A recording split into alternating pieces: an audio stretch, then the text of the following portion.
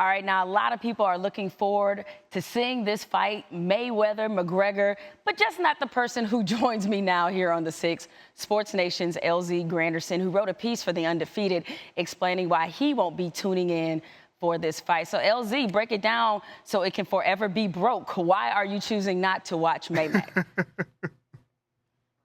Well, it has more to do with how they promoted the fight than the actual fight itself. I think there is a natural curiosity to see if a guy who's at the top of one game versus a guy at the top of the other, what would happen if they would confront each other, kind of like the tiger versus the crocodile or something like that. I get that.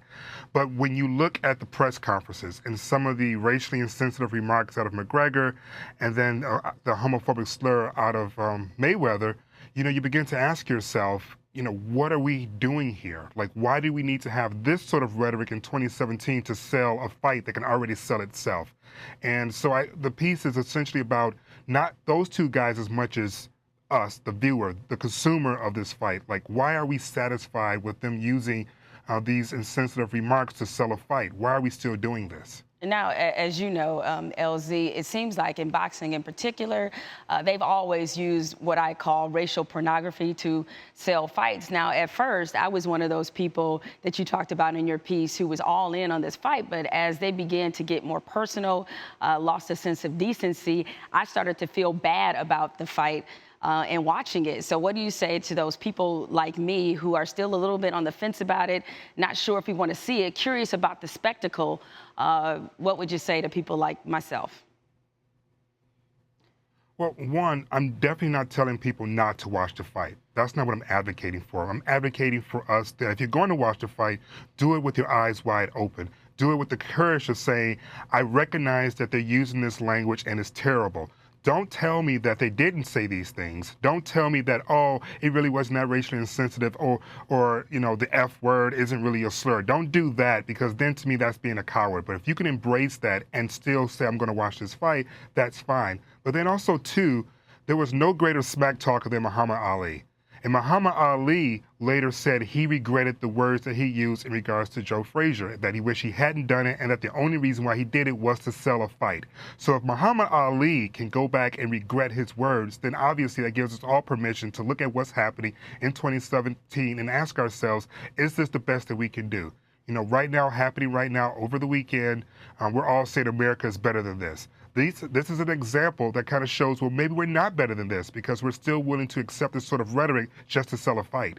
Well, that leads right into what I want to get your opinion on next. You mentioned the events of this weekend, obviously the horrible tragedy that took place in Charlottesville. A lot of different athletes are speaking out against white supremacy. We even have LeBron James not only speaking out about white supremacy, but speaking out in particular against the president. It's sad, as he tweeted, what's going on in Charlottesville. Is this the direction this country is headed? Make America great again, huh? He said that. And you also had Nats closer Sean Doolittle. He wrote several tweets, including this one. It's 2017. Actual Nazis just marched on Charlottesville. We'll have to come together and drive this hatred and domestic terrorism from our country. And then other people on the opposite end of the spectrum, Jermichael Friendly, who wrote, athletes are looked up to and serve as role models, leave personal opinions about race and politics alone. Do what you get paid to do and play. Now, LZ, all this is happening on what is the one-year anniversary of when Colin Kaepernick decided to have his national anthem protest. But what happened this weekend, and obviously hearing what a bunch of different athletes had to say, is what happened in Charlottesville, again, another watershed moment for sports and for athletes and activism? I don't necessarily believe in watershed moments. I think it's a constant drip, drip, drip, drip, drip. If we look for the magic bullet, or if we look for watershed moments to make everything flip, we're going to keep looking. All we can hope for is that athletes and anyone else with a voice continue to work away at this centuries-long problem, which is the racial divide.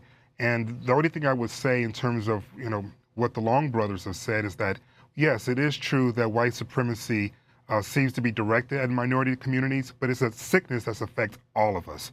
I like to talk about the Chris Rock joke that it wasn't black people that came a long way, it was white people that came a long way. That black people always knew we were 100% human. It was white people that finally figured that out. And the same thing goes with white supremacy. It is an issue that seems to oppress minorities, but I would argue that it also oppresses white people as well, because it prevents us from being able to be the type of country we all aspire to be. Right now, America is better than this. It's just a lofty goal. What we wanted to make it is a fact, but the only way to make it a fact is to accept the fact that racism, just like sexism, homophobia, and all these other ills impact all of us, whether we think we're directly impacted or not. And in regards to Colin Kaepernick, I would also just add that if you're one of those individuals that tweeted or hashtag America is better than this is exactly what Colin Kaepernick was saying a year ago when he started his protest. He wasn't saying he hated police officers or the military. He said there is a racial sickness in this country and that he can no longer pretend as if it is not there. That's what his protest was about. So if you felt that the issues that is being addressed right now in the country are separate from Colin Kaepernick, you're wrong. They are definitely connected. And it doesn't matter if you dribble a basketball or throw a football or wear a jersey, you're impacted from it too, because for some reason people have this idea that because you play sports and you might make millions of dollars, that somehow shields you from racism, racial oppression, and all the other ills that you mentioned. But thank you so much, LZ, for joining us. We really appreciate it. And make sure, everyone, you check out his article on The Undefeated.